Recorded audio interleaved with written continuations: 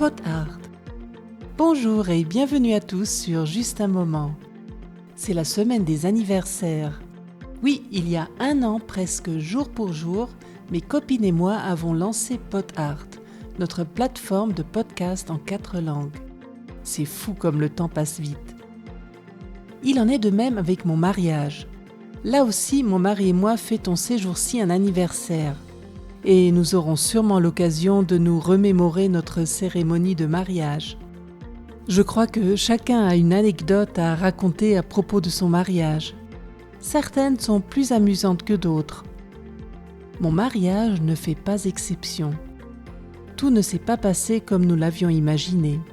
Écoutez pourquoi. Alors que je suis très ponctuelle en temps normal, cela doit être mon côté suisse, je suis arrivée en retard à mon propre mariage. Non, je n'avais pas changé d'avis à la dernière minute. Voilà ce qui s'est passé. Le jour du mariage religieux, je suis allée me préparer chez mes parents. Je voulais faire la surprise à mon mari qui n'avait pas encore vu ma robe de mariée. La cérémonie devait avoir lieu à 16h.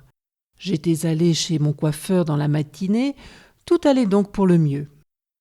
J'avais réservé une voiture avec chauffeur pour 3h30 pour me conduire, moi et mes parents, à l'église. Le trajet ne durait que 10 minutes.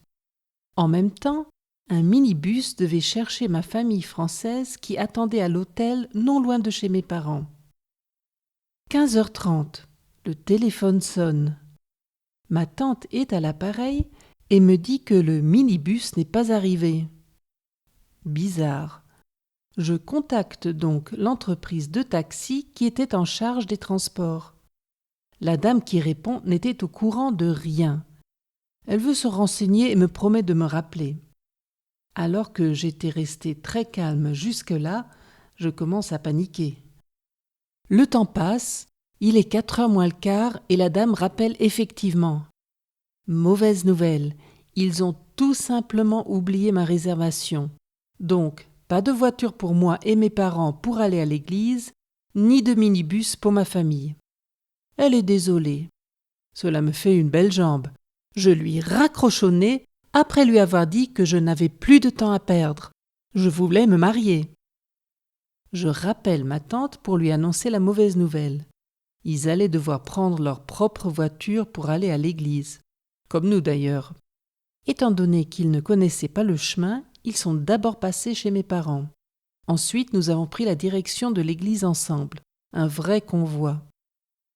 Entre-temps, il était déjà 16h, l'heure où la cérémonie aurait dû commencer. J'arrive finalement à l'église à 16h10. Le sacristain nous attend impatiemment.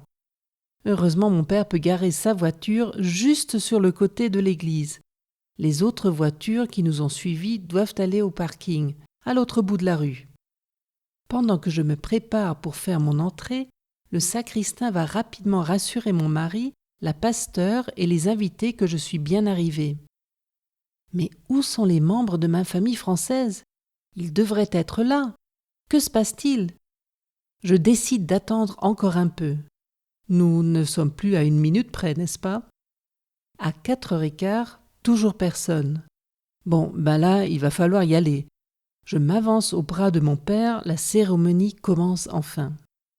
Cependant, les bancs réservés pour ma famille française sont toujours vides. Ce n'est qu'au bout de 5 bonnes minutes qu'ils arrivent tous. Par malheur, ils empruntent la petite porte sur le côté qui se trouve tout devant dans l'église. Tout le monde les voit donc entrer et longer le mur. S'ils ont voulu faire une entrée discrète, c'est raté. J'entends encore ma tante murmurer « La honte ». Que s'était-il passé ? Un malentendu à l'entrée du parking les avait retardés encore plus. Heureusement, la cérémonie s'est terminée sans autre incident. Après la session photo, nous avons pris l'apéritif juste à côté de l'église. Croyez-moi, nous avions tous eu besoin de notre petite coupe de champagne pour nous remettre de nos émotions. Une fois l'apéritif terminé, nous devions nous rassembler au restaurant qui se trouvait à une petite demi-heure en voiture de là. On s'était déjà fait à l'idée que nous devions reprendre nos voitures. Surprise, un minibus et une limousine nous attendaient devant la porte. Ce n'était pas la limousine discrète que j'avais réservée à l'origine. Pour se faire pardonner, l'entreprise de taxi avait mis à notre disposition une limousine allongée. Alors que mon mari et moi ne savions pas trop quoi penser de cette faveur, les enfants du cortège, eux, étaient ravis de rouler dans un véhicule digne d'un film hollywoodien. Aujourd'hui, cette mésaventure ne se serait sûrement pas passée ainsi, grâce au téléphone portable. Mais à l'époque, nous n'étions pas encore aussi connectés qu'à présent. À propos, en quelle année me suis-je mariée ? Le titre « Porcelaine » devrait être un indice. Si vous avez trouvé, notez la solution dans les commentaires sur justunmoment.ch.